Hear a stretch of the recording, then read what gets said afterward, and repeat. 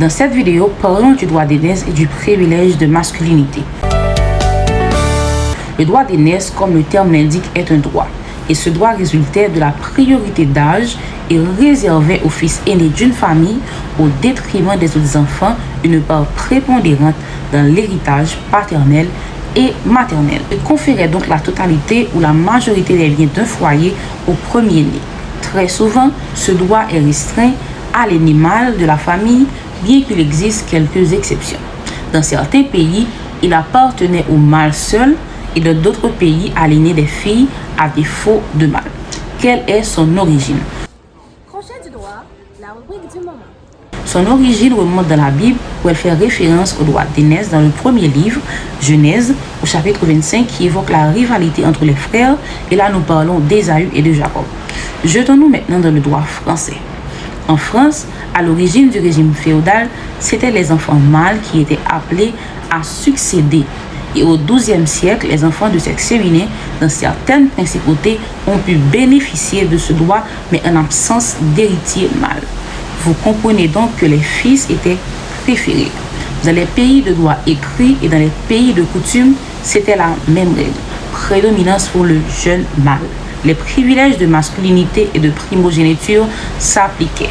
Dans les pays de droit écrit, en absence de testament du défunt, les héritiers étaient désignés selon ce que l'on imaginait être la volonté du défunt. Et je pense que vous imaginez déjà ce que c'était.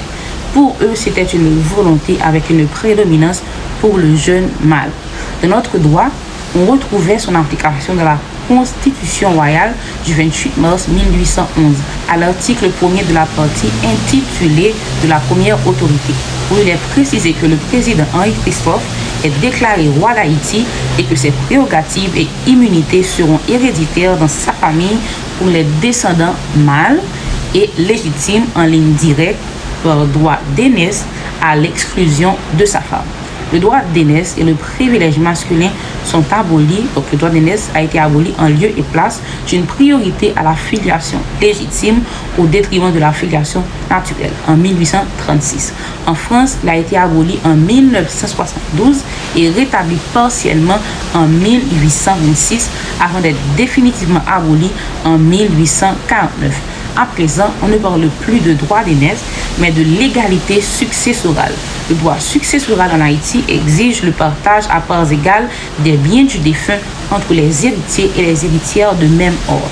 Donc, en absence de testament, la succession légale est partagée à parts égales entre les héritiers de même ordre.